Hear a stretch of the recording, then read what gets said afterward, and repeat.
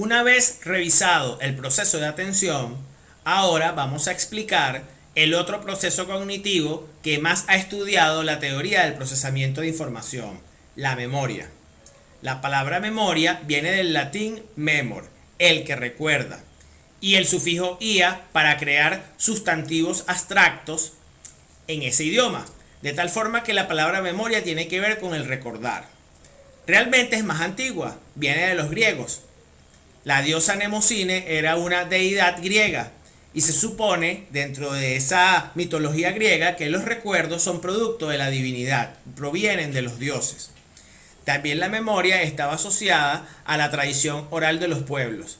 Los más ancianos, los más viejos, le contaban las historias y enseñanzas del pueblo a los más jóvenes y así se transmitía por tradición oral de generación a generación la cultura. De tal forma que la memoria jugaba un papel muy importante en la transmisión de la cultura, sobre todo en los pueblos que no tenían escritura. La memoria trata de explicar un fenómeno en particular, que es el recordar, y también el reconocimiento, que es cuando tenemos una información y podemos identificar que ya la habíamos aprendido antes.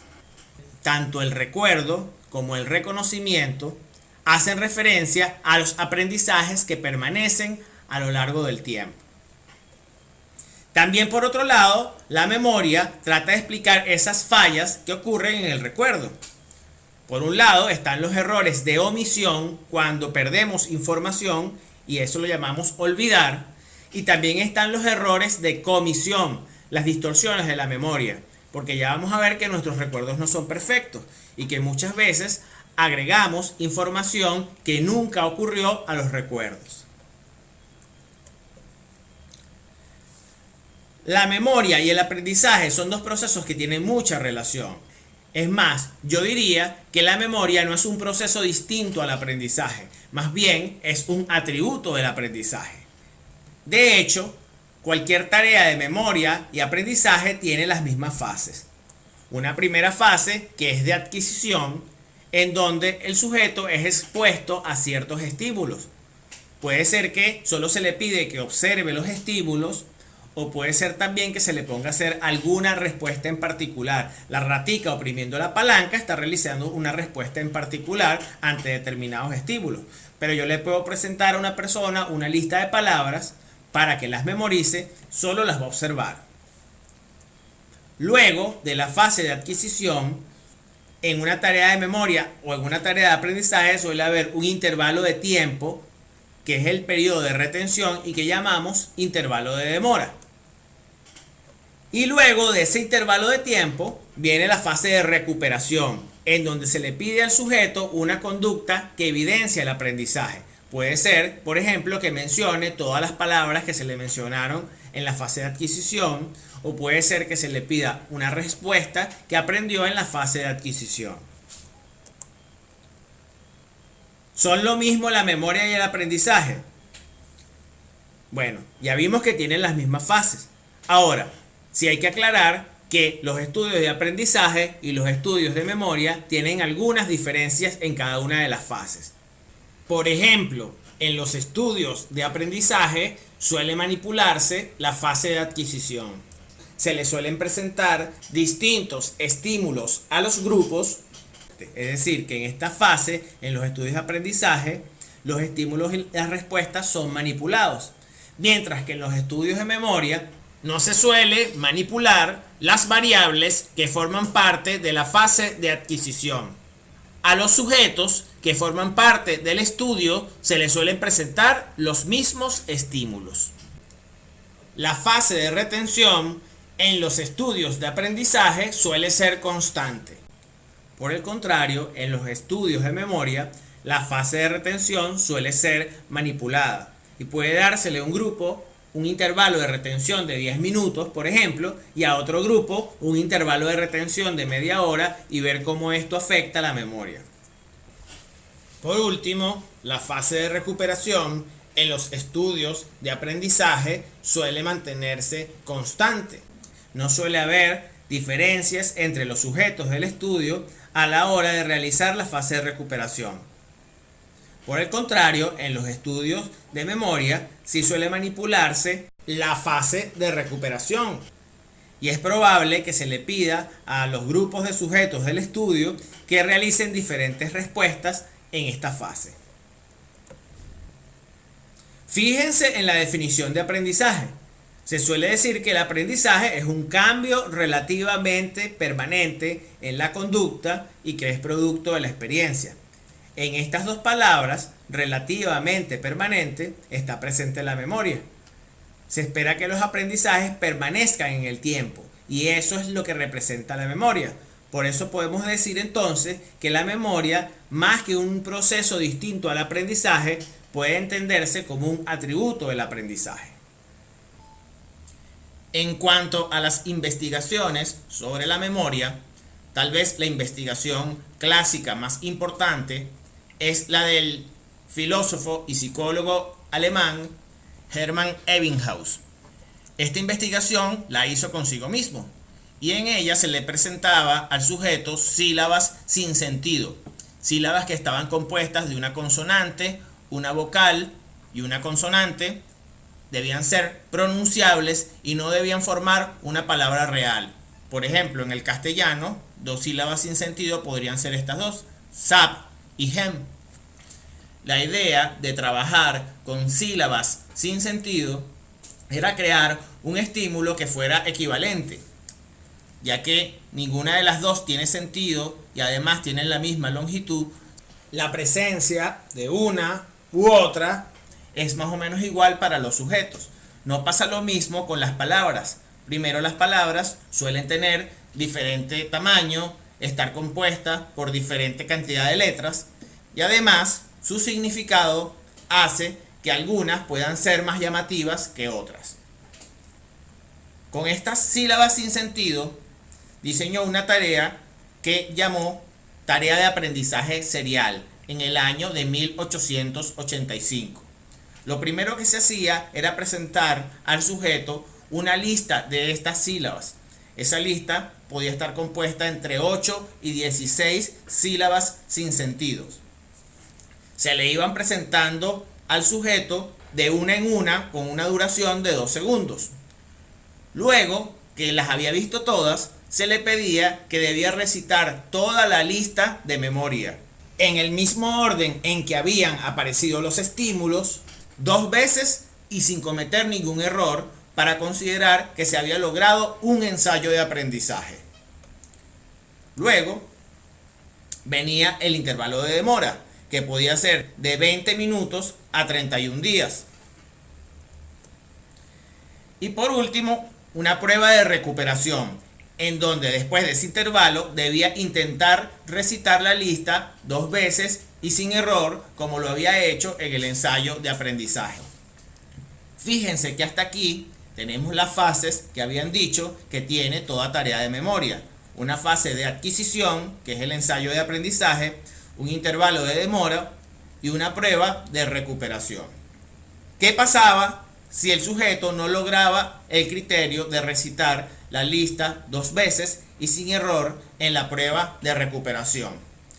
Ebbinghaus hacía lo que llamaba un ensayo de reaprendizaje. Si no lograba cumplir con el objetivo, se volvía a presentar la lista hasta lograrlo.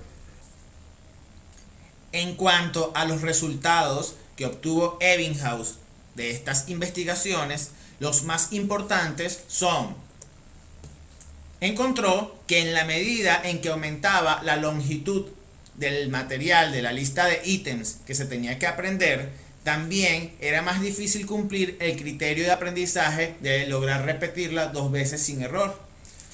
Por ejemplo, una lista que solo estaba compuesta por 7 ítems, Ebbinghaus llegaba a aprenderla en un solo intento, mientras que listas mucho más largas, por ejemplo de 36 ítems, podía costarle hasta 55 intentos. En la medida que aumentaba la longitud del material, también aumentaban los ensayos de aprendizaje que debía realizar. Otro factor importante era el tiempo dedicado a la tarea. Mientras más tiempo se dedicaba a la tarea, Ebbinghaus encontró que se reducían los ensayos de reaprendizaje. Recapitulamos, los ensayos de reaprendizaje eran los ensayos necesarios para volver a cumplir con el criterio una vez que había pasado el intervalo de demora. La mayoría de los sujetos no se recordaban de todos los ítems y los ensayos de reaprendizaje eran los ensayos necesarios para volver a cumplir con el criterio de poder repetir la lista 2 veces sin error. Estos ensayos de reaprendizaje se reducían considerablemente en la medida que se le había dedicado más tiempo a la tarea. Otro resultado dependía de la posición que tenía el ítems en la lista. Ebbinghaus encontró que los ítems que aparecían primero en la lista y los ítems que aparecían de último eran los que se recordaban más. Un descubrimiento que tiene aplicaciones para el estudio. Cuando usted esté estudiando, lo que más va a recordar fue lo que se aprendió de primero y lo que se aprendió de último. Otro descubrimiento de Ebbinghaus, que de hecho es de los más famosos, tiene que ver con el olvido. Ebbinghaus encontró que en la primera hora, luego del aprendizaje, es que se olvida la mayor cantidad de la información.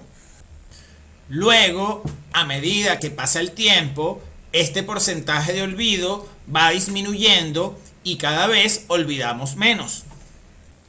A las 24 horas de haber aprendido una información, solemos olvidar entre el 50 y el 80% de la información.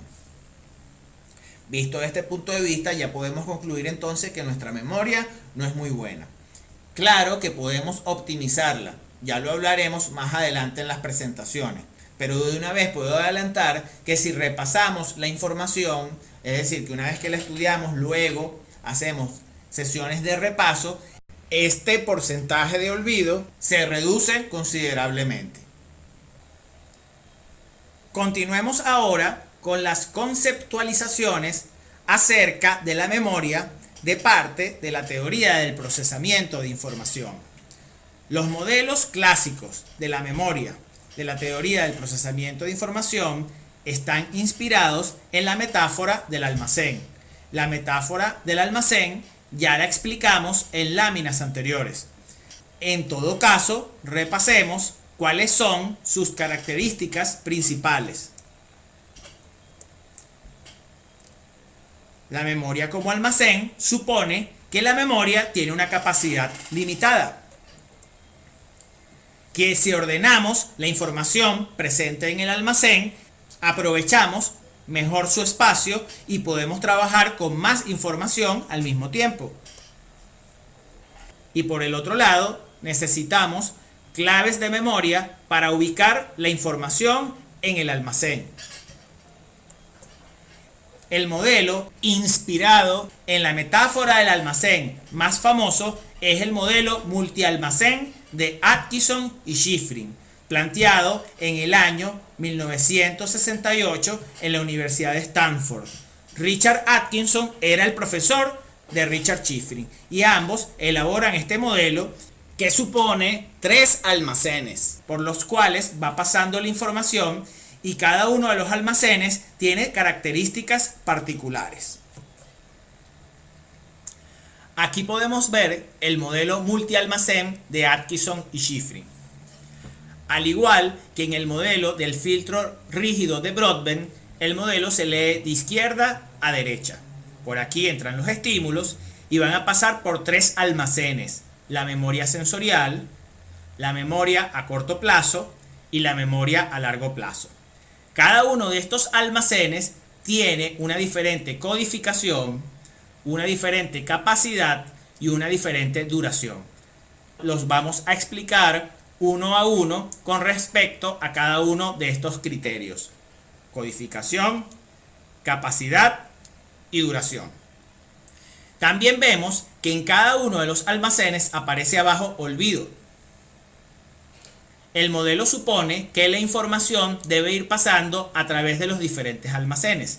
Si la información que está en la memoria sensorial no pasa a la memoria a corto plazo en determinado tiempo, la información se olvida. Igualmente, Si la información que está en la memoria a corto plazo no pasa a la memoria a largo plazo en determinado tiempo, la información se olvida. Y en la memoria a largo plazo también puede ocurrir olvido. Aunque se supone que la memoria a largo plazo tenga una naturaleza permanente, el olvido puede ocurrir por otras causas que ya vamos a explicar. Entonces empecemos por la memoria sensorial.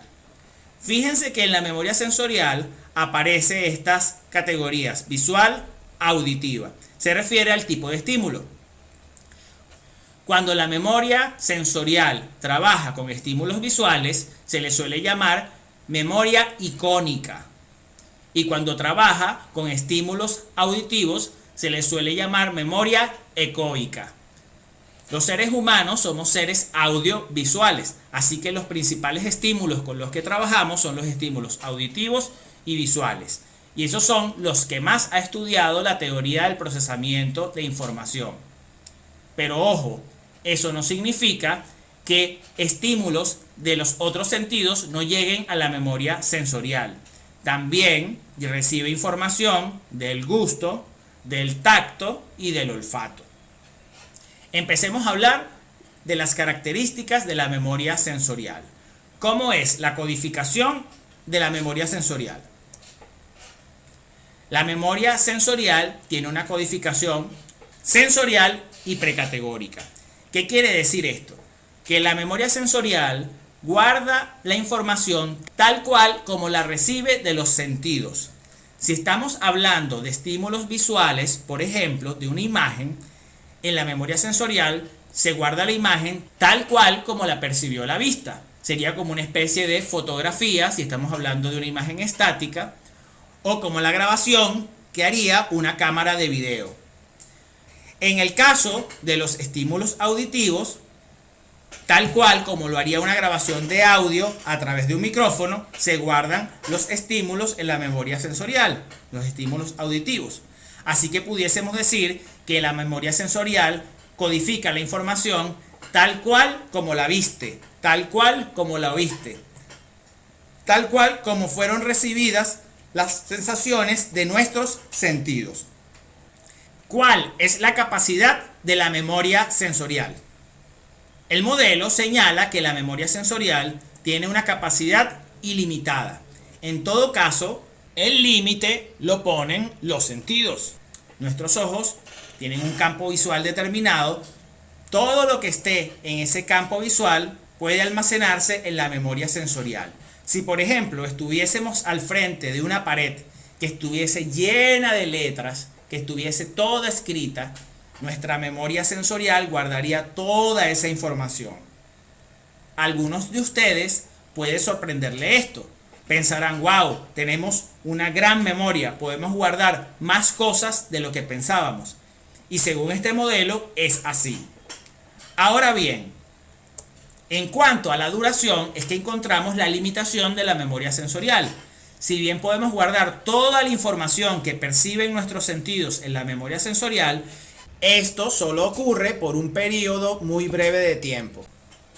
En el caso de los estímulos visuales, la memoria sensorial los guarda apenas por 250 milisegundos, una duración muy pequeña.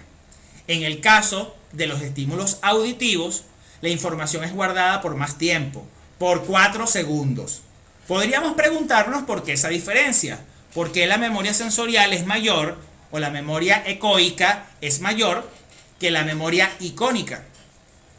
Eso se debe a esa capacidad particular que tenemos los humanos, que es el hablar. Cuando nosotros estamos procesando el lenguaje, estamos recibiendo muchas palabras en un periodo muy corto. En esta presentación probablemente yo diga miles de palabras y usted puede procesarlas. Para poder hacer eso necesita una memoria que pueda guardar toda esa información tal cual como la percibe y que después pueda procesarse de modo más profundo en los otros almacenes. Así que la diferencia entre la memoria icónica y la memoria ecoica en cuanto a la duración se debe principalmente al procesamiento del lenguaje. Si la información no pasa a la memoria a corto plazo, Antes de que transcurra ese tiempo, lo que supone el modelo es que la información se pierde. Ahí es donde juega un papel importante el proceso de atención. De toda esa inmensa información que está en la memoria sensorial, la atención selecciona solo algunas que van a pasar a la memoria a corto plazo. Un ejemplo práctico que puede mostrarnos nuestra memoria sensorial es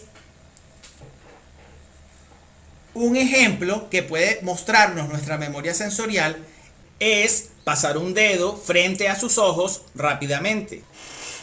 Cuando usted hace eso, va a notar que detrás del dedo en movimiento va quedando como una especie de postimagen. Esa postimagen es nuestra memoria sensorial, que almacena el movimiento con detalle y que esa imagen dura un poco en ella y por eso nos queda esa huella de ese movimiento a medida que movemos el dedo. Luego la información pasa a la memoria a corto plazo. ¿Cómo es la codificación en la memoria a corto plazo? Según este modelo, la memoria a corto plazo codifica de modo acústico-verbal. Utilizamos el lenguaje en nuestra memoria a corto plazo.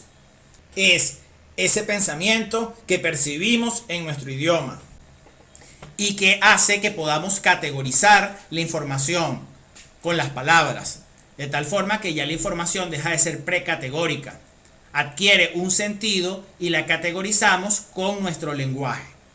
En ese proceso también usamos información que está en la memoria a largo plazo. Por eso es que está esta flecha que va hacia este lado, en sentido contrario. De tal modo que en la memoria a corto plazo es en donde se unen nuestros nuevos conocimientos que vienen de aquí con los conocimientos previos que están almacenados en la memoria a largo plazo. Esta integración entre los conocimientos previos y los nuevos se conoce en la psicología cognitiva con el nombre de aprendizaje significativo. ¿Cuál es la capacidad de la memoria a corto plazo? El modelo señala que la memoria a corto plazo tiene una capacidad de más o menos 7 unidades de información, es decir, entre 5 y 9 unidades de información podemos guardar en la memoria a corto plazo. 9 cosas, 7 cosas, 5 cosas caben en la memoria a corto plazo. Ya cuando estamos hablando de 20 cosas, 20 nombres, 20 números, ya eso está por encima de la capacidad de la memoria a corto plazo y probablemente no las podamos almacenar todas. Ahora bien, a pesar de que esta es nuestra capacidad, más o menos 7 unidades de información, tenemos que tener claro que lo que es una unidad de información es relativo. Si por lo menos nosotros tenemos un número de teléfono, 476-3741, fíjense como yo lo dije, 476-3741. Ya yo dividí el número en 3 unidades de información, 476-3771. Así que estamos hablando solo de 3 unidades de información, a pesar de que realmente eran 7 números. De tal forma que cuando nosotros organizamos la información, ya lo habíamos dicho que es una de las características de la metáfora del almacén, es como si comprimiéramos la información y podemos hacer que quepa más información en la memoria a corto plazo. Parte entonces de las estrategias que podemos usar para aprovechar nuestra memoria a corto plazo son las maneras de organizar la información de modo más eficiente. Ahora hablemos de la duración. La duración de la memoria a corto plazo está entre 15 y 30 segundos aproximadamente. Es lo que dura la información en la memoria a corto plazo. Luego de ese plazo, de los 30 segundos, si no pasamos la información a la memoria a largo plazo, la información se olvida. Ahora bien, existe una forma de alargar la información en la memoria a corto plazo, que es a través del repaso. Fíjense que aquí lo tenemos y con esta flecha que haría que la información quede aquí como dando vueltas. Usted puede estar hasta media hora repasando un número o repasando una dirección Pudiese hacerlo, por ejemplo, el caletre y empezar Avenida 5, edificio La Florida, piso 4, Avenida 5, edificio La Florida, piso 4, y así va. Y puede estar mucho rato haciendo eso hasta que a lo mejor algo lo distraiga y de repente deje de repasarla, ¡ay! Se le olvidó. Pero mientras lo haga, la información puede permanecer en la memoria a corto plazo por un tiempo indefinido. El modelo supone que mientras más tiempo permanezca la información en la memoria a corto plazo, es más probable que la información luego se almacene en la memoria a largo plazo. Así que parte del asunto de poder aprender es poder alargar este repaso. Esta idea se basa en un planteamiento de Shiffrin. Shiffrin plantea el modelo SAM, Sistema de Memoria Asociativa. Mientras una información esté en la memoria a corto plazo, esta se va asociando con las otras informaciones que lleguen ahí. Si llega, por ejemplo, información de la memoria a largo plazo, esta se va a enlazar con los conocimientos nuevos que están llegando de la memoria sensorial. Y si empezamos a repasar, ese enlace entre esta información de la memoria a largo plazo y los conocimientos nuevos se va fortaleciendo, fortaleciendo, fortaleciendo. Por eso este modelo es un modelo de memoria asociativa. La información se asocia y se fortalece esa asociación en la medida en que las dos informaciones permanecen más tiempo en el almacén a corto plazo. Luego, la información llega a la memoria a largo plazo, el último almacén. ¿Cómo se codifica la información en la memoria a largo plazo? Se codifica ya de modo semántico, no es como una voz interior que tenemos para procesar la información, sino que ya se transforma de modo conceptual, semántica, se le da un significado a la información y se relaciona con los otros conocimientos previos que estaban almacenados en la memoria a largo plazo en una especie de red semántica. ¿Cuánto es la capacidad de la memoria a largo plazo? La memoria a largo plazo se supone que tiene una capacidad ilimitada. De hecho, estudios neurológicos apoyan la idea de que nuestra memoria a largo plazo va creciendo en la medida que avanza nuestra edad. La memoria a largo plazo parece estar relacionada con las conexiones que van haciendo nuestras neuronas en la medida que vamos desarrollándonos. Y como esas conexiones van aumentando a medida que nos desarrollamos, podríamos decir que también va aumentando la capacidad que tiene nuestra memoria a largo plazo. ¿Cuál es la duración de la memoria a largo plazo? Ya la palabra largo plazo nos hace referencia a que la información que llega a ella, a este almacén, permanece en ella mucho tiempo. El modelo supone que la información que llega a la memoria a largo plazo se queda ahí permanentemente. Es decir, que todo lo que hemos aprendido está en nuestra memoria a largo plazo. Si eso es así, entonces, ¿cómo puede ocurrir el olvido? Según este modelo, el problema del olvido no es tanto un problema de almacenamiento. Una vez que se almacenó en la memoria a largo plazo, la información se queda ahí, sino que es un problema de recuperación. Para poder usar esta información, debemos recuperarla y llevarla nuevamente al almacén a corto plazo. Pero a veces este proceso falla, es decir, no encontramos la información que se encontraba en el almacén a largo plazo. Recuérdense, ya lo explicamos con la metáfora del almacén, que para poder ubicar la información del almacén debemos tener una buena clave de memoria. A veces no la tenemos. Entonces, el problema del olvido en la memoria a largo plazo no se debe a fallas de almacenamiento, como ocurría en la memoria sensorial y en la memoria a corto plazo, sino a fallas de recuperación, que a veces no la encontramos. Está ahí y probablemente usted haya sentido en algunos casos lo que se conoce como tenerlo en la punta de la lengua. Tenerlo en la punta de la lengua es que sabemos que sí lo tenemos en nuestra memoria, solo que en este momento no lo recordamos. La falla entonces es de recuperación. Y es probable que si no pudimos recuperar la información en este momento, lo podamos hacer en otro momento en el futuro. A lo mejor a usted le ha pasado una vez que se quería acordar de algo en un examen y se acuerda es después de haber salido del examen. Seguro que le da mucha rabia. Más adelante explicaremos algunos fenómenos que pueden tener relación con este asunto de que a veces no nos acordamos de las cosas cuando nos queremos recordar. Seguro que usted quisiera remediar ese problema. Bueno, vamos a dar algunos tips más adelante que pueden ayudarlo a que remedie ese problema. Por último, habría que decir que en el modelo multialmacén de Atkinson y Shiffrin está presente la metáfora del computador. La división entre memoria a corto plazo y memoria a largo plazo está sustentada en la forma en cómo están estructuradas las computadoras. Las computadoras también tienen dos memorias, una que es la memoria RAM y otra que es el disco duro o memoria permanente. Lo que llamamos memoria RAM se corresponde con la memoria a corto plazo. Es una memoria en la que se almacena la información que se está usando en el momento. Cuando usted abre alguno de los programas de la computadora o descarga información de internet, eso ocupa un espacio en la memoria, pero es un espacio que se ocupa solo transitoriamente. Cuando se apaga la computadora, la memoria RAM se vacía de tal forma que se parece a nuestra memoria a corto plazo. Y por el otro lado tenemos el disco duro que se almacena la información de modo permanente. De tal forma que en el modelo de Atkinson y Shiffrin está presente la metáfora del computador.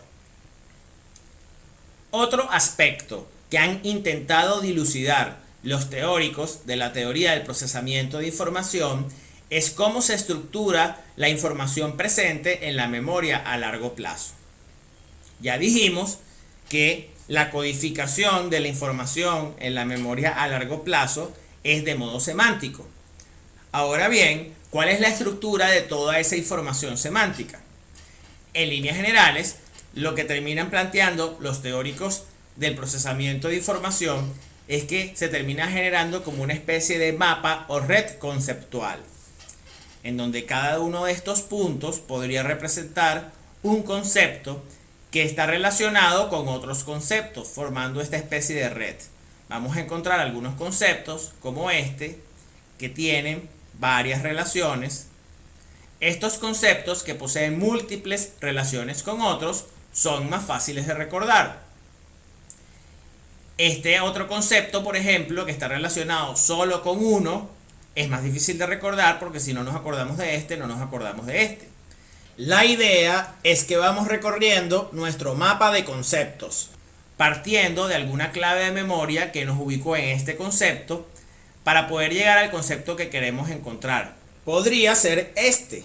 Tenemos que seguir a lo mejor este recorrido por acá, por acá, por acá, por acá. Llegamos aquí, pero también pudiésemos recorrer este camino, este camino, este camino, este camino, este camino y llegamos aquí.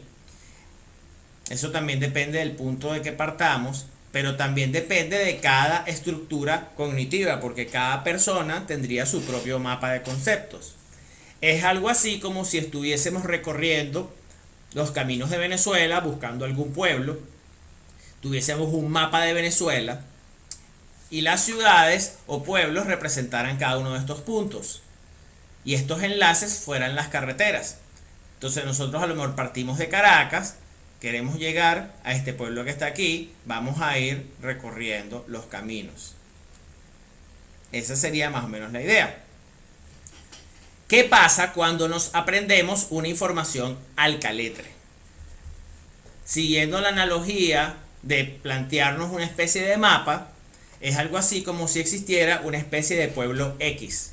Vamos a llamar a un pueblo X un pueblo que existe, pero que no hay ninguna carretera para llegar a él. Bueno, sería muy difícil poder llegar a ese pueblo. Algo parecido nos ocurre con el caletre. Puede que nos hayamos aprendido la información. Puede que la información esté en la memoria a largo plazo, pero no está relacionada con los otros conceptos que se encuentran en nuestra red semántica. Entonces, ¿cómo la encontramos? Si partimos de alguna clave de memoria que puede estar asociada a este concepto, bueno, no tenemos cómo llegar aquí. La única manera de acordarnos de la información presente aquí es acordarnos tal cual, palabra por palabra, de cada una de las informaciones o conceptos que están presentes en esta información. Hemos creado un pueblo X. Ese es el problema con el caletre. Puede que una información aprendida al caletre esté en la memoria a largo plazo. Fue almacenada. El problema ahora es recuperarla, porque esta información no está conectada con las otras informaciones del mapa. Uno de los modelos más famosos que trata de explicar la estructura de la memoria a largo plazo es el modelo de la memoria semántica de Collins y Loftus de 1975. Aquí tenemos un ejemplo de cómo podría ser ese modelo. Miren cómo se establece la red.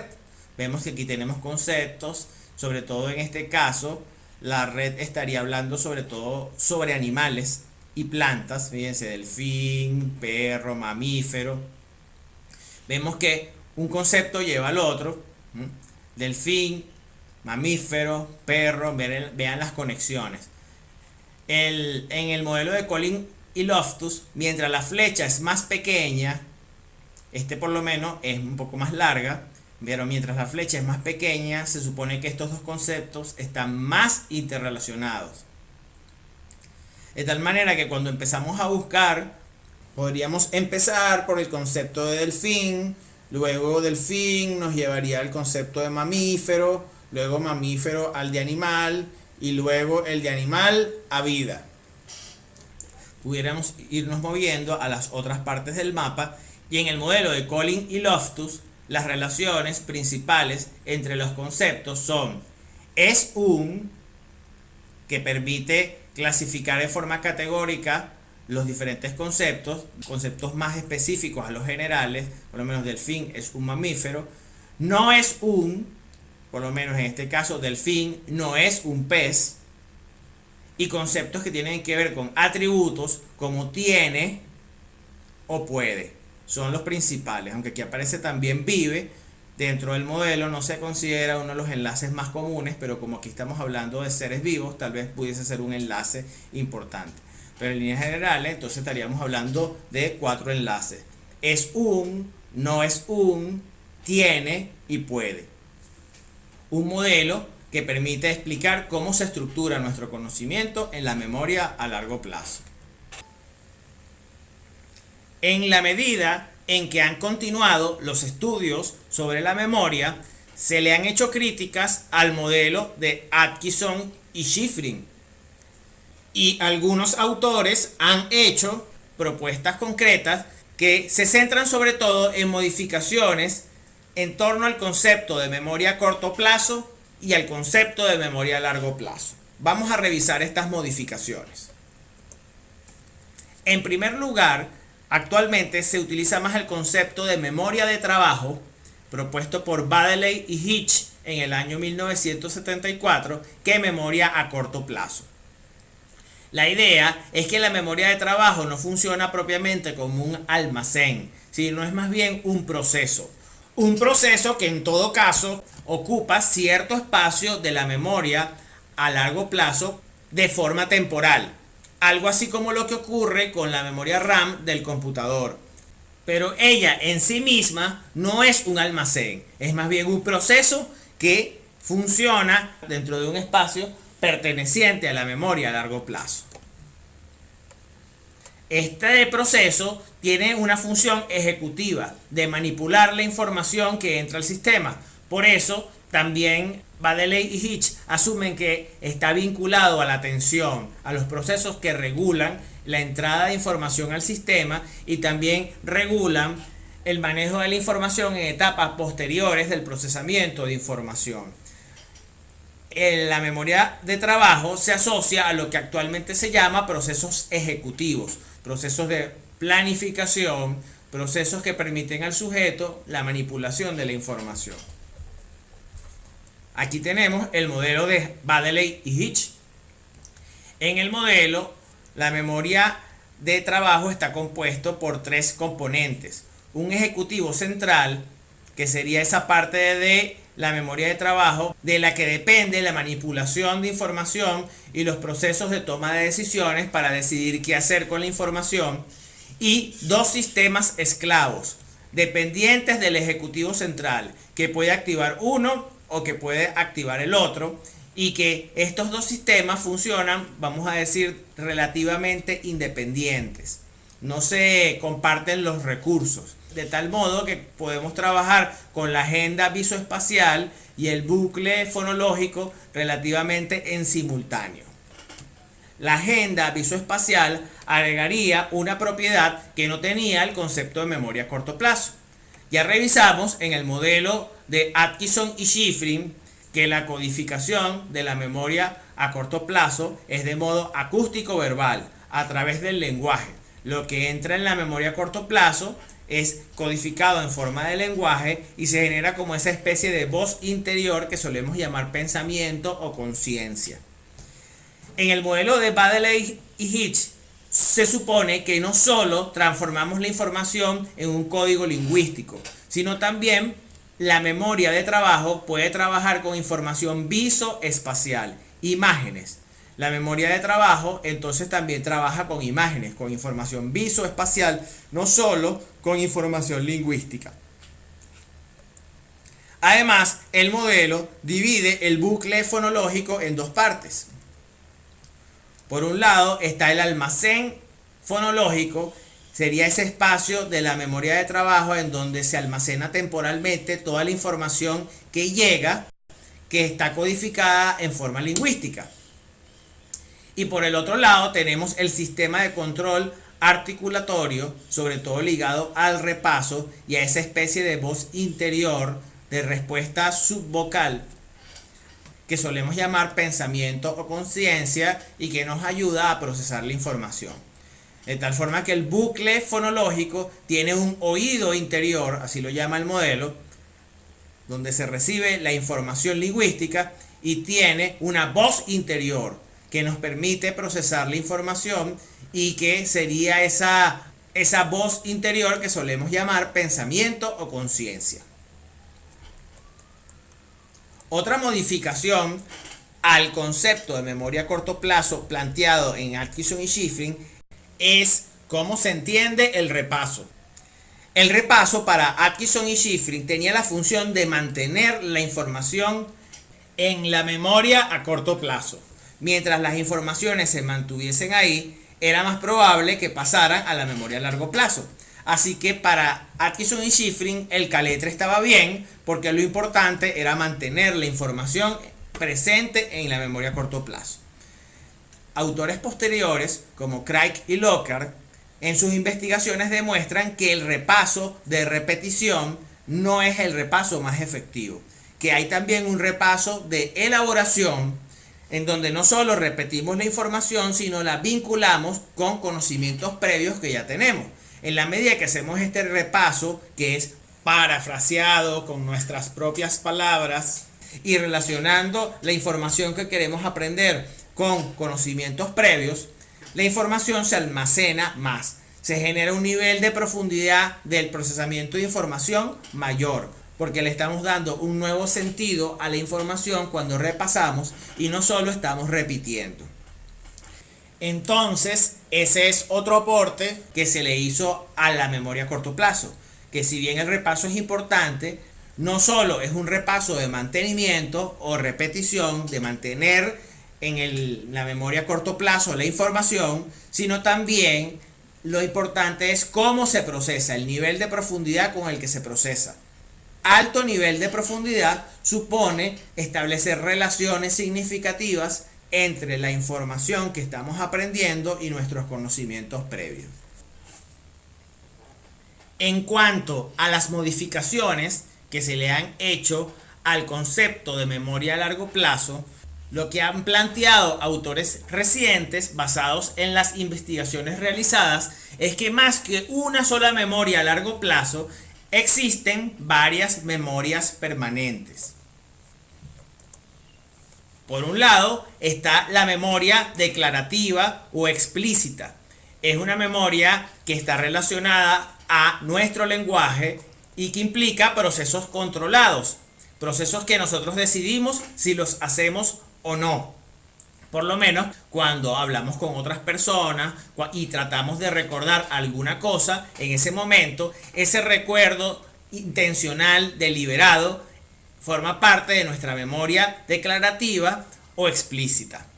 A su vez, la memoria declarativa o explícita se divide en dos. Por un lado está la memoria episódica. La memoria episódica tiene una estructura básicamente narrativa, aunque también se organiza, tal como explicábamos, en forma de una especie de red semántica, en donde las historias quedan clasificadas según categorías, como por ejemplo viajes a Europa, o visitas a parques, o discusiones.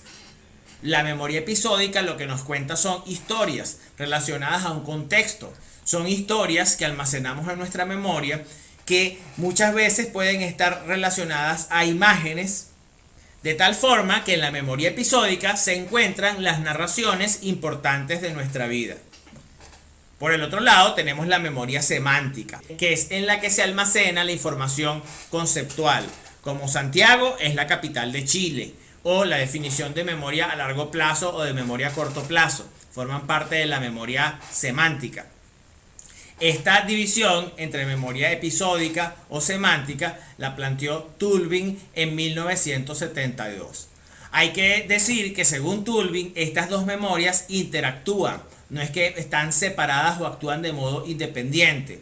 La memoria episódica usa conceptos para poder describir estas historias y en esa medida utiliza información que se encuentra en la memoria semántica. Y dichas historias que almacenamos en nuestra memoria episódica se pueden convertir en ejemplos de libertad, de injusticia.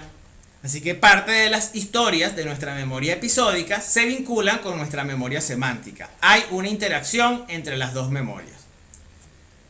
Por otra parte, además de nuestra memoria declarativa o explícita, tenemos una memoria procedimental o implícita, en donde los procesos no son tan controlados, son más bien automáticos. Esta memoria, por ejemplo, está asociada a conductas motoras complejas, como por ejemplo tocar piano.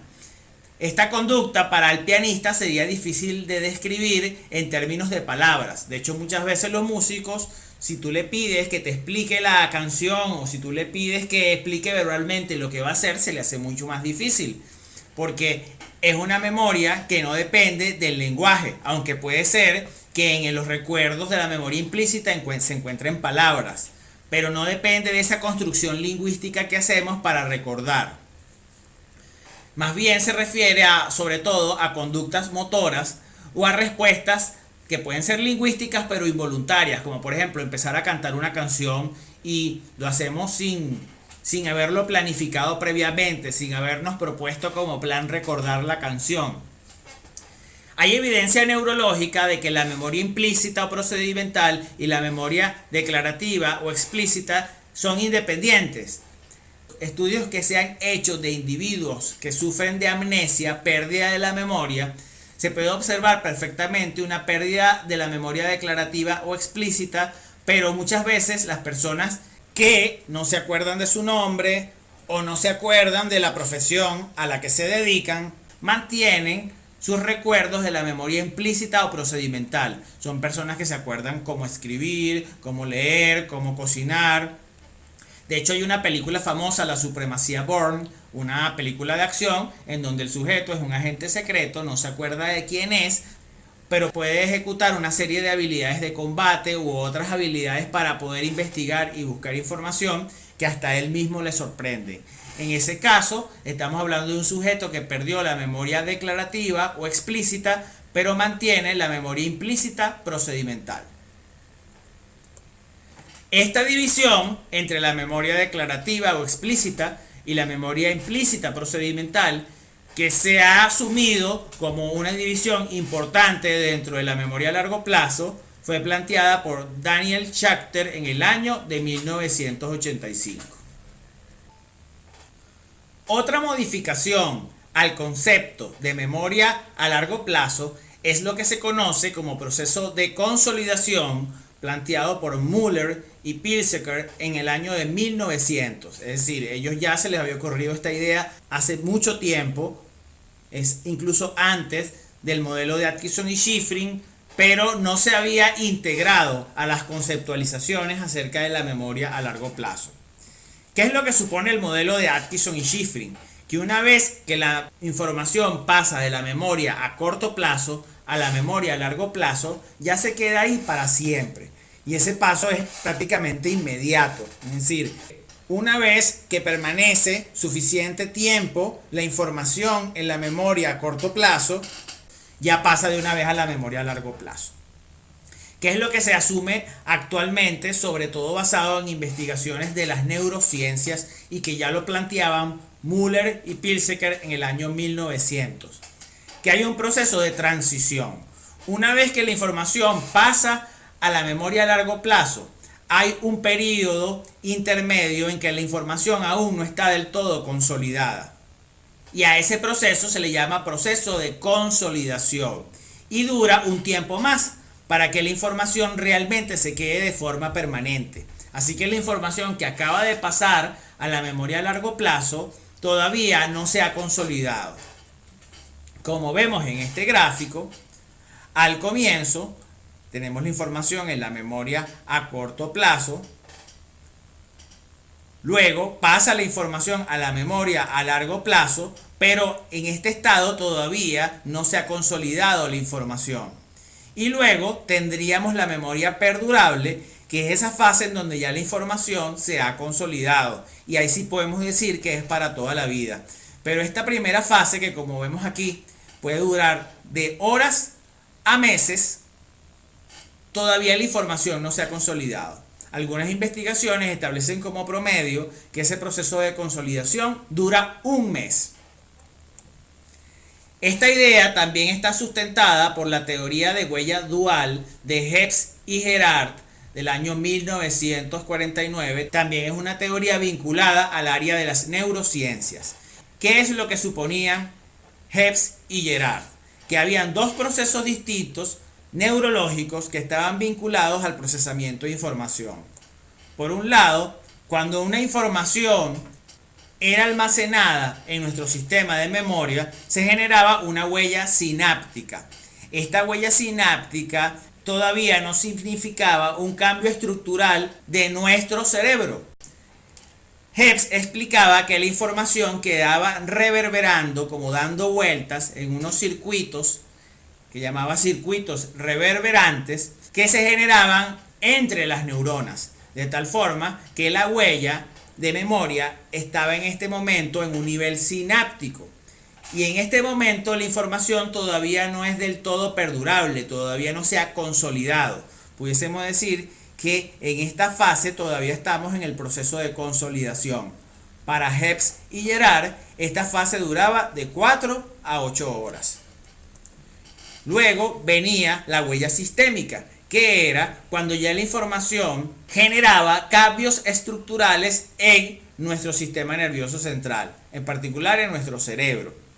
La información pasaba del hipocampo, que era donde se generan estos circuitos reverberantes, el hipocampo es una parte de nuestro cerebro medio, a la corteza cerebral, que era donde se establecía como memoria perdurable para toda la vida. De tal forma que una información que ya pasó a la memoria a largo plazo, pasa luego un tiempo para que se consolide del todo. Hay una fase de transición que llamaremos entonces proceso de consolidación, en donde esos recuerdos todavía no son del todo perdurables. Y pudiese pasar alguna situación que interrumpiese el proceso de consolidación. Por ejemplo, un accidente de tránsito en donde el sujeto recibiese un golpe en la cabeza pudiese interrumpir ese proceso de consolidación. También pudiese pasar con alguna situación que genere un gran impacto emocional. Pudiese también interrumpir el proceso de consolidación y que la información se olvide. De hecho, eso es muy común. La gente que sufre golpes en la cabeza fuertes pueden sufrir de amnesia y perder el recuerdo del último mes de vida, del último día de vida o de la última semana de vida, y es posible que ese recuerdo nunca vuelva, porque esa información todavía no se había consolidado en la memoria a largo plazo. Entender la memoria como un almacén, como un espacio o lugar en donde tenemos almacenado la información, no es la única manera de conceptualizarla. Algunos teóricos de la teoría del procesamiento de información se inclinan a entender la memoria como un proceso reconstructivo. No tenemos la información guardada en un lugar y luego la extraemos, sino que más bien, cuando recordamos, hacemos una reconstrucción de la información. Inferimos el recuerdo y lo reconstruimos en el momento, de tal modo que nuestros recuerdos no son copias fidedignas de lo que ocurrió. Nuestros recuerdos incluyen información falsa. Investigaciones han demostrado que, por ejemplo, en el caso de testigos que presenciaron un delito y que observaron la cara del delincuente, pueden confundirse y reconocer falsamente a una persona como el autor del delito cuando realmente esta persona es inocente. Así que no confíe tanto en su memoria. El hecho de que usted recuerde que algo ocurrió de una manera no es garantía de que haya sido así. Nuestra memoria incluye información falsa. De hecho, según el enfoque de la memoria reconstructiva, muchos aspectos de nuestros recuerdos se infieren a partir de ciertas informaciones que obtenemos. Primero, del contexto del recuerdo, en el momento que estamos recordando, cuáles son las claves de recuerdo que tenemos presentes, puede influenciar en cómo vamos a recordar la información. De ciertas cosas que sí realmente podemos recordar, porque la memoria reconstructiva no niega que sí puede haber cierto proceso de almacenamiento, solo que esa información que almacenamos es mínima. Y el otro aspecto que influye en cómo recordamos las cosas son conocimientos previos que no tuvieron nada que ver con la experiencia que estamos tratando de recordar, pero que influyen porque están relacionados con el recuerdo en nuestra red semántica. Uno de los autores más importantes o referentes dentro del enfoque de la memoria reconstructiva es Bartlett. Bartlett, en el año 1932, realizó una serie de investigaciones en donde los sujetos debían leer una serie de cuentos populares de indígenas americanos. Luego de un descanso de 15 minutos, se le pedía al sujeto que recordaran lo que habían leído y que lo escribieran. Luego se les solía pedir una recuperación en serie. Los sujetos se les pedía que hicieran recuperaciones cada cierto tiempo a intervalos regulares. Incluso hubo sujetos con los que Bartlett trabajó hasta 10 años después de haber leído la historia. Lo que se observaba en líneas generales era que los sujetos, en la medida que hacían esas recuperaciones, modificaban ligeramente la historia. Se encontraron muchos errores de comisión. Los errores de comisión son los recuerdos falsos, elementos que se le agregaban a la historia que no estaban presentes. En líneas generales había un patrón, y era que los sujetos solían alterar la historia para hacerla más congruente con sus conocimientos. Por ejemplo, en la historia de los indígenas americanos, los indígenas se montaban en una canoa para desplazarse por un río. La canoa era su medio de transporte. Una de las cosas que pasó con uno de los sujetos es que cambió la historia y decía que los indígenas se habían montado en sus canoas para ir a pescar. Probablemente para el sujeto montarse en una canoa, que es una embarcación pequeña, parecida a un bote, debería ser para pescar, porque es lo que se hace en su contexto, en su cultura. La canoa no debería ser un medio de transporte. Como pueden ver, se está incluyendo un recuerdo falso, una información que no estaba en las historias, un error de comisión. Ya hemos revisado las conceptualizaciones acerca de la memoria. Vimos entonces la memoria entendida como un almacén y la memoria reconstructiva. Ahora pasemos a revisar cuáles son las variables que influyen en el recuerdo, que pueden influenciar en que recordemos más o menos. De tal forma que de estas variables podemos sacar consecuencias prácticas para nuestro estudio y nuestro aprendizaje. La primera variable es la práctica. En la medida en que más practicamos, es más probable que recordemos la información. Recuérdense lo que nos planteaba Ebbinghaus. Cuando nosotros aprendemos una información y pasa el tiempo, es muy probable que se nos olvide la mayor parte de esa información. En un día probablemente perdemos el 50% de la información que estudiamos, pero en la medida que más practicamos, ese efecto se reduce. De tal manera que cuando usted estudie, no basta con que solo se lo lea, no basta con que lo revise una vez, debería practicar varias veces, leérselo, tratar de hacer un repaso mental de lo que leyó a los minutos, tal vez al día siguiente o después de 10 horas o 12 horas, volver a repasar, volver a practicar y después volver a hacer por lo menos otro repaso más. Debería ser lo mínimo. Hacer la lectura más 3 repasos.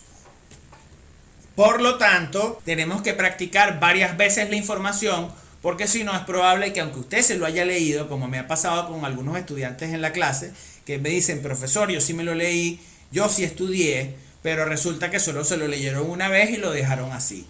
Como pensando que por el hecho de que ya se lo leyeron, ya lo guardaron en la memoria. Y lo que demuestran las investigaciones es que eso no ocurre así. Que cuando usted se lo lee y se lo estudia una vez, eso se olvida rápido. A lo mejor al día siguiente ya casi no se acuerda. Pero si usted repasa varias veces, esa información permanece y se empieza a consolidar en la memoria a largo plazo. Así que esa es la primera variable. Mientras más practiquemos, más vamos a recordar. La otra variable que también ya mencionamos es la profundidad del procesamiento. Ya mencionamos con Craig y Lockhart que no solo basta con repetir y mantener la información presente en nuestra memoria a corto plazo, sino también es importante el cómo la procesamos. Tratar de establecer relaciones con sentido significativas entre la información supone una mayor complejidad del procesamiento y nos ayudará a recordar más. La tercera variable se conoce como efecto de generación. Es más fácil de recordar aquellas informaciones que nosotros mismos hemos creado, hemos generado. Por eso, cuando estudie, les recomiendo que trate de explicar con sus propias palabras la información que aprendió. En la medida que hace eso, está usando un lenguaje que usted mismo generó, no tal cual como lo explicó el profesor, no tal cual como aparece en el libro, y por eso es más probable que recuerde la información. La cuarta variable es el efecto de posición serial. Esto ya lo habíamos explicado cuando hablamos de Ebbinghaus. Ebbinghaus había descubierto que lo que más recordamos es lo que vimos de primero y lo que vimos de último. De tal forma que cuando estamos leyendo solo que vamos a recordar más lo que estaba de primero y lo que estudiamos de último. Y si lo que estaba en el medio era lo importante, bueno, entonces es probable que se nos olvide. De tal forma que si lo que estaba en el medio era lo importante, después que terminemos de estudiar todo, deberíamos volver a esa información para que sea lo último que procese nuestro sistema cognitivo y por lo tanto podamos recordarlo más. El efecto de poder recordar más lo que ocurrió de primero se conoce como efecto de primacía y los modelos del procesamiento de información señalan que esta información es la que se recuerda más porque al ser la primera, es la que llega primero a la memoria a largo plazo, se consolida más rápido y además no se confunde con otras informaciones que hayan ocurrido antes. Es la primera. Por el otro lado, cuando recordamos más lo último, se le conoce como efecto de recencia. Las teorías del procesamiento de información explican el efecto de recencia porque al ser lo último que vimos, es lo que estaba todavía fresco en la memoria a corto plazo y por eso es lo que podemos recordar más. Por eso, cuando se le pide a una persona una tarea de recuerdo libre, es decir, que el sujeto le dicen, dígame todo lo que pueda recordar, es probable que siga un patrón. Que primero te diga lo último que vio, luego te diga lo primero que vio y luego te diga lo poco que recuerda o lo que recuerde de lo que estaba en el medio. El quinto efecto es la intención de aprender, la motivación. Cuando queremos aprender, eso influye en que podamos recordar más. Estoy casi seguro que la mayoría pensó que sí.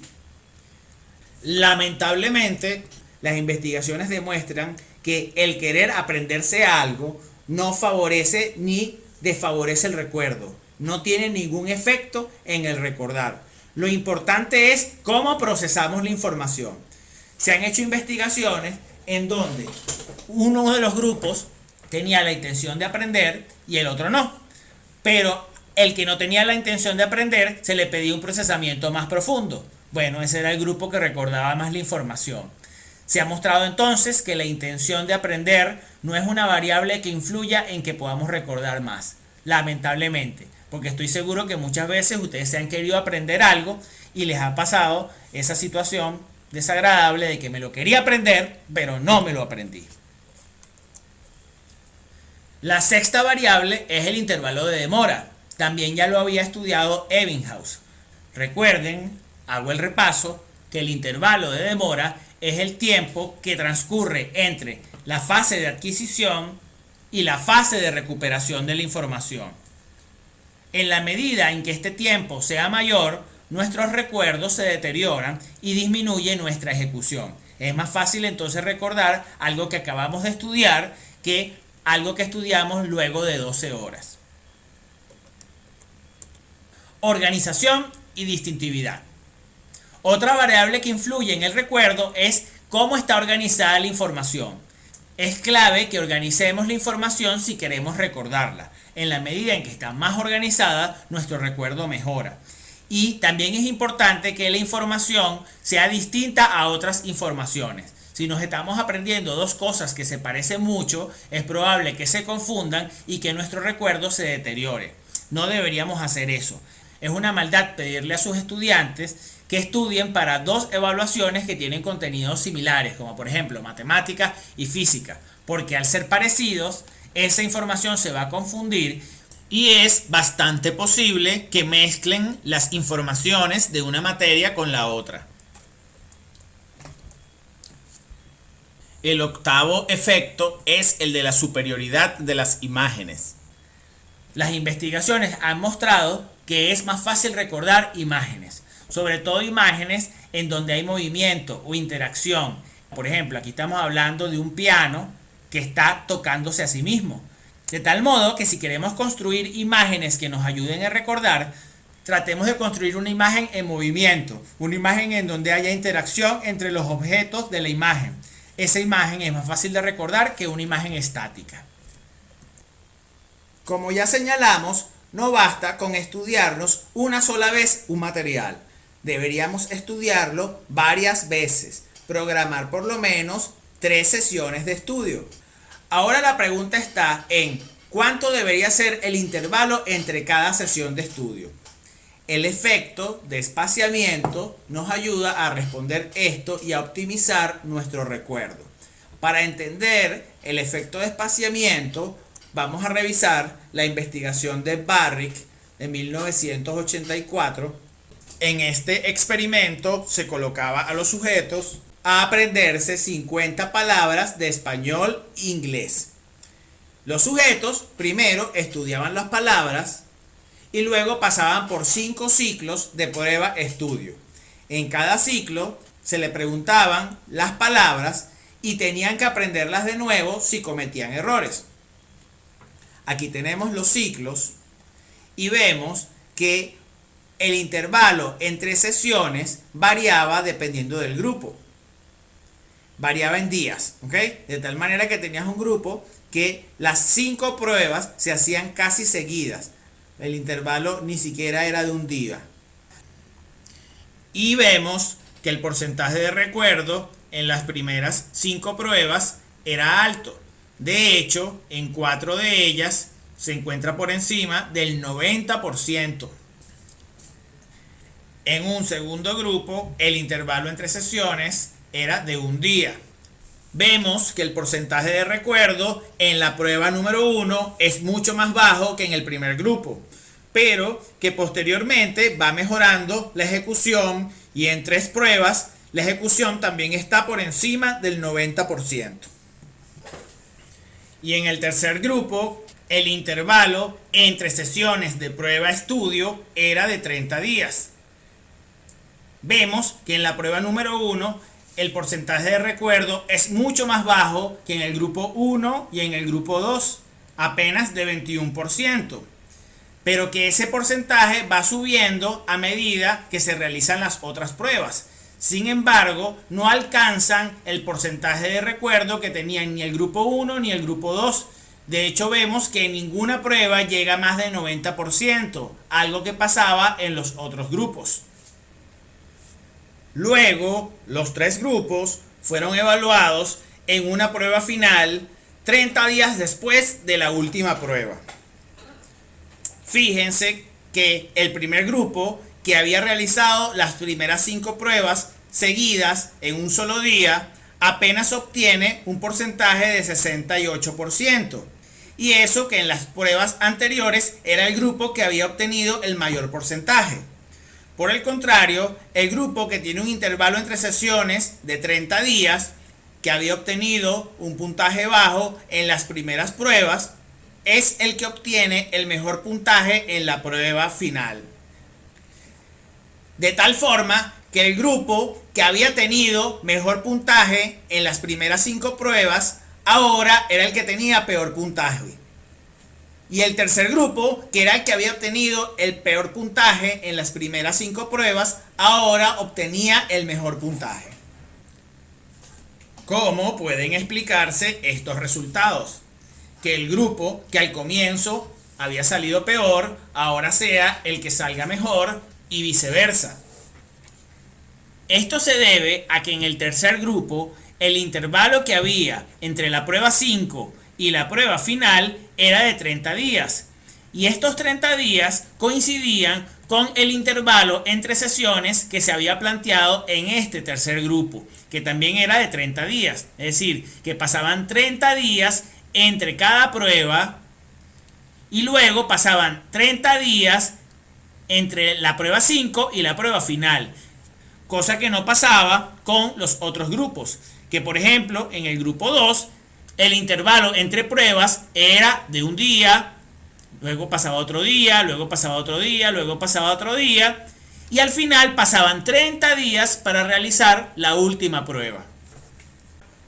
De tal forma que el efecto de espaciamiento consiste en que el recuerdo mejora cuando los intervalos entre estudio o entre sesiones son iguales al intervalo de demora, el intervalo que hay entre la última sesión de estudio y la prueba. De tal forma que si usted, por ejemplo, tuviera un examen y la última sesión de estudio que usted va a hacer es 12 horas antes del examen, la última sesión es a las 9 de la noche y la prueba es a las 9 de la mañana, entonces deberíamos planificar 3 sesiones de estudio que se encuentren separadas por 12 horas. La primera sesión de estudio sería el miércoles a las 9 de la noche. La segunda sesión de estudio sería el jueves a las 9 de la mañana. Y la tercera sesión de estudio sería el jueves a las 9 de la noche. Y después presentamos la prueba. Estamos creando un intervalo entre sesiones de estudio igual al intervalo que va a haber entre la última sesión de estudio y la prueba, que es lo que se conoce como intervalo de demora. Otra investigación que nos muestra la importancia del efecto de espaciamiento es la de Keppel de 1964. En esta investigación se estudiaba el efecto de distribución de la práctica sobre la retención de pares asociados. En estas pruebas de pares asociados a los sujetos se les muestran 2 ítems, por ejemplo, casa y perro. Y así se les muestra una lista donde se le van a ir mostrando siempre 2 ítems juntos. Al final en la prueba, lo que se le hace es que al sujeto se le muestra la primera palabra, casa, y tienes que dar la respuesta de la segunda palabra, perro. Ese pudiese ser un ejemplo de un ítems de una lista de pares asociados.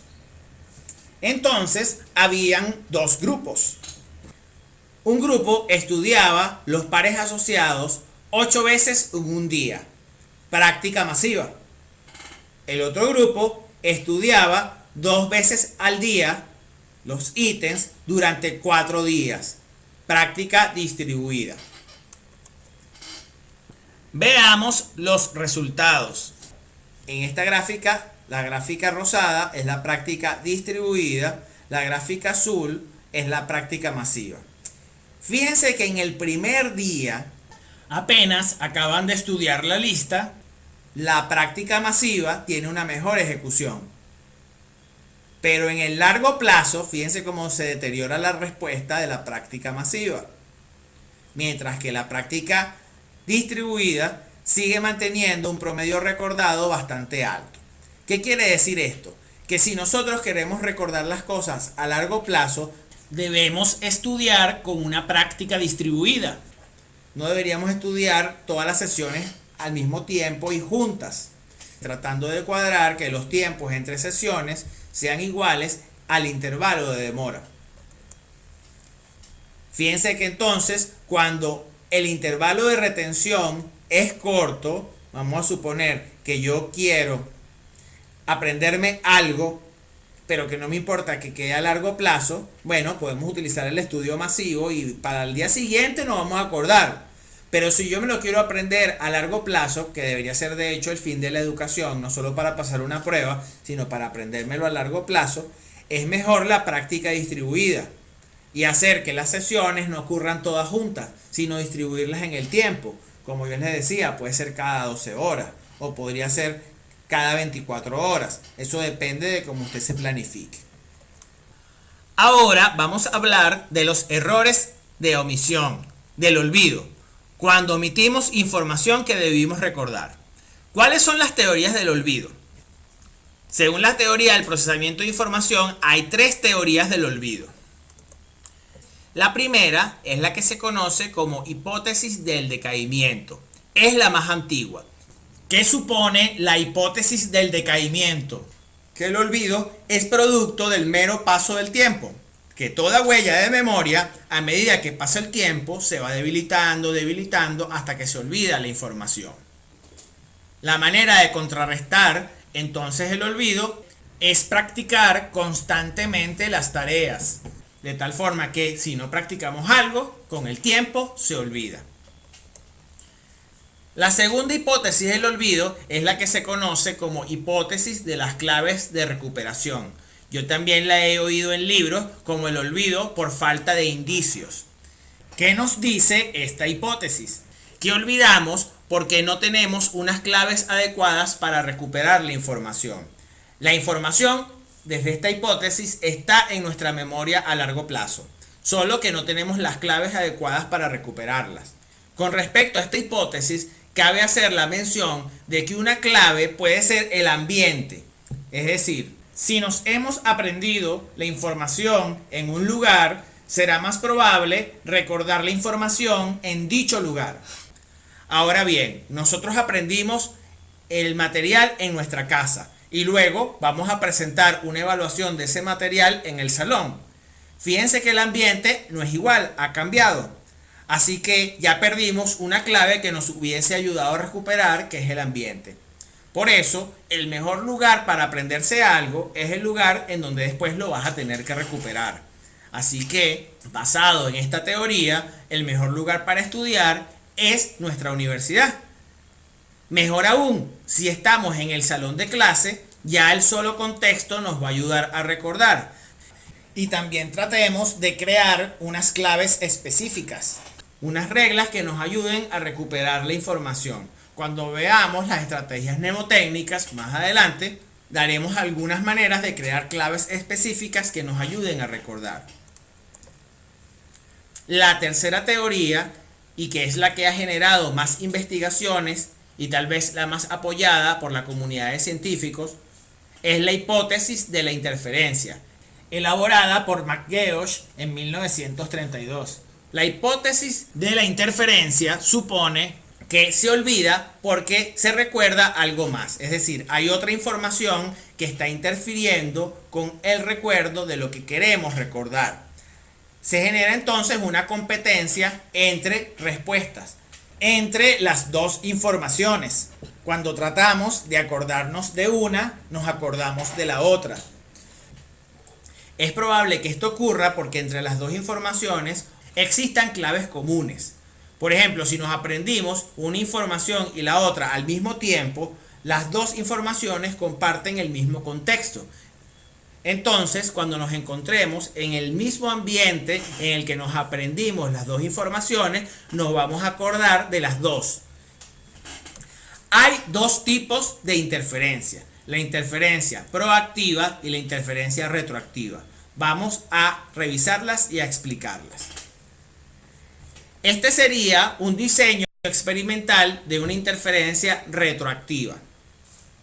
Fíjense que al grupo experimental se le pone una tarea de aprendizaje 1 y una tarea de aprendizaje 2. Y se le va a pedir el recuerdo de la tarea 1.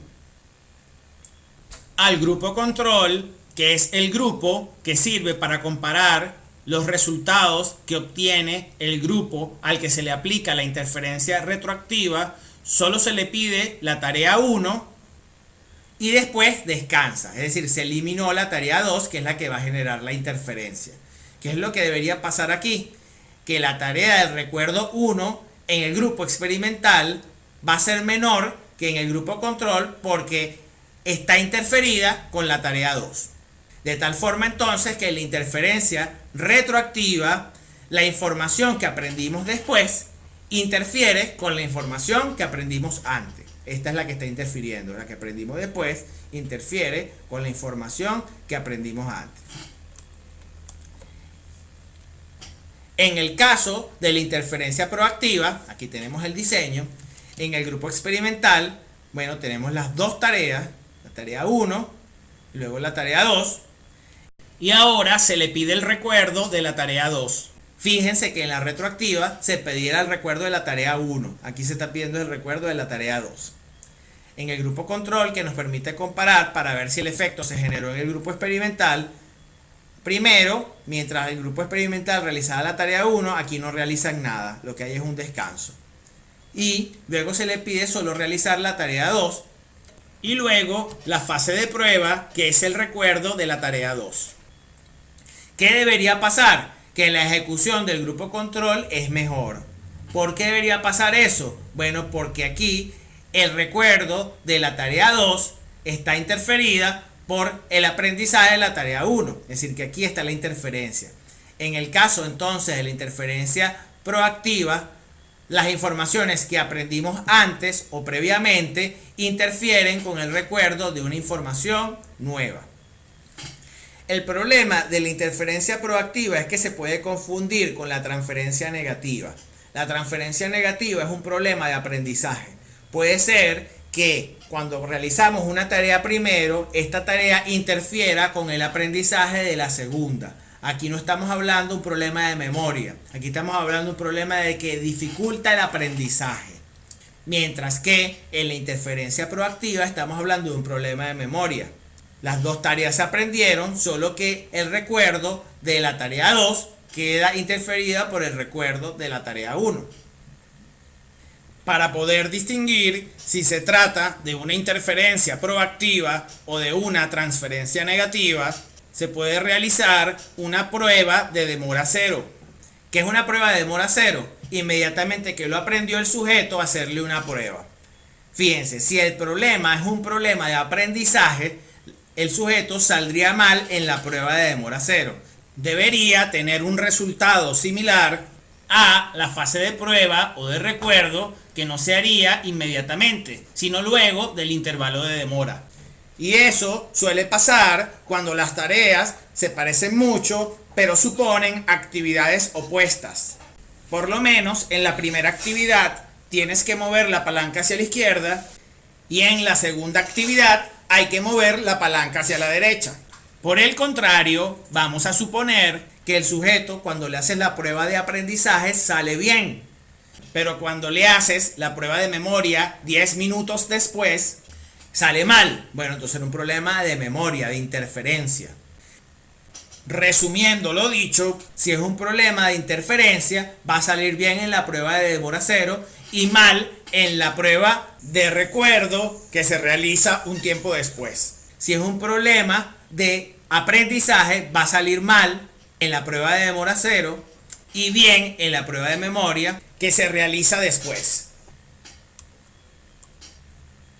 Ahora pongamos un ejemplo que se parece más a nuestra vida real. Vamos a suponer que usted tiene que presentar dos evaluaciones, matemática y física, dos exámenes, uno de matemática y otro de física.